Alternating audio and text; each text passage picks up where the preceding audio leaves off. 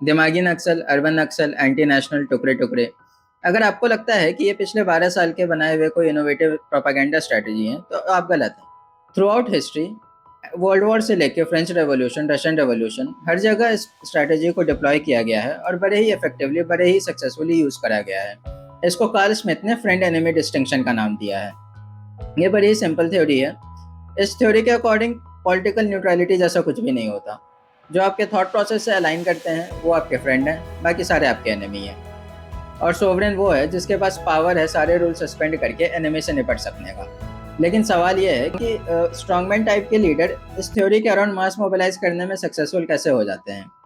इसका जवाब Stephen Cohen ने अपने मॉडल पैनिक मॉडल में दिया है। मॉडल पैनिक तब होता है जब सोसाइटी के क्लास सेक्शन को कन्विंस कर लिया जाता है कि उनके सोसाइटी में कुछ बहुत ही थ्रेटनिंग, बहुत ही स्कैरी हो रहा है जो उनके मॉडल वैल्यूज के अगेंस्ट है। और ये 5 स्टेजेस में किया जाता है।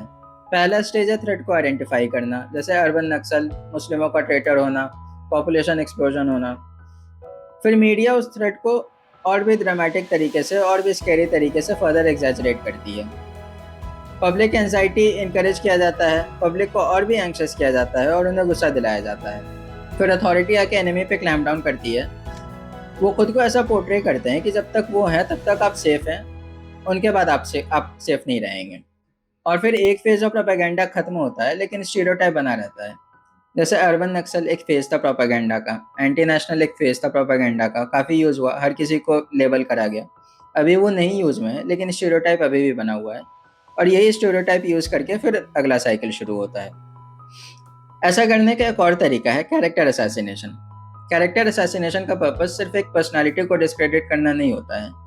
इसके थ्रू उस पूरे आइडियोलॉजी को डिह्यूमनाइज करना होता है जो उस थॉट प्रोसेस से अलाइन रहते हैं। और ये करने के मैकेनिक्स भी बड़े कॉमन हैं। डेरोगेटरी टाइटल देना, सेक्सुअलाइज करना, खास करके वुमेन लीडर है अगर, कॉन्स्पिरेसी एट्रीब्यूट करना कि ये फॉरेन एजेंट है, इसको फॉरेन फंडिंग मिलती है, और पब्लिक डिस्प्ले में ह्यूमिलिएट करना। अब सवाल ये है कि इससे बाहर निकलने के तरीके क्या हैं। यहाँ अच्छी खबर भी है, बुरी खबर भी है। पहले मैं बुरी खबर बताता हूँ कि सोसाइटी के लिए इससे बाहर निकलना कभी आसान नहीं होता, क्योंकि मीडिया और स्टेट इंस्टीट्यूशन कंट्रोल में रहते हैं और इनके थ्रू बार बार स्टीरियोटाइप रीइंफोर्स किया जा रहा होता है, बार बार थ्रेट रीइग्नाइट किया जा रहा होता है। और सोसाइटी काफ़ी बार जेनोसाइड जैसे क्राइम भी कर बैठती है। काफ़ी सोसाइटी तो कभी डिक्टेटरशिप से बाहर निकल ही नहीं पाते हैं, जैसे चाइना, रशिया, ईरान आज के करंट एग्जाम्पल हैं। लेकिन अच्छी खबर यह है कि अगर एक बार सोसाइटी इस पैटर्न को समझ लेती है तो फिर स्टीरियोटाइप करना काम नहीं आता और सारे नैरेटिव फेल हो जाते हैं, जैसा अभी दिमागी नक्सल के साथ हो रहा है। लोगों ने सटायर यूज़ करके ये प्रोपेगेंडा बिल्कुल ही फेल कर दिया और ये अब काम नहीं आ रहा है। इंडियन सोसाइटी खास करके गलेबल हो सकती है, बहकावे में आ सकती है, लेकिन ये बेवकूफ़ नहीं है। जेपी मूवमेंट से लेके कॉकरोच प्रोटेस्ट तक जब जब अथॉरिटी ने लाइन क्रॉस करने का कोशिश करा और अपना विल लोगों पे इम्पोज करने का कोशिश करा, तब तब सोसाइटी ने कलेक्टिवली पुशबैक किया है।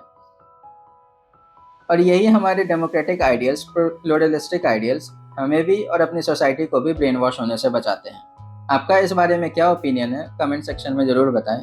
और अगर ये कंटेंट पसंद आया हो तो सब्सक्राइब भी कर दें। Thank you.